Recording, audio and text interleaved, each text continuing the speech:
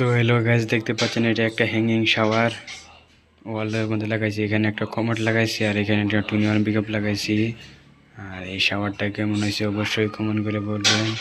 আমরা জল ছাড়তেছি, আপনারা দেখেন শাওয়ারটার জলটা আর কি। এটা একতলা উপরে ট্যাঙ্কিটা এর লিগে অল্প স্পিড কম আছে, এটা 2-3 তলা থাকতে লাগে।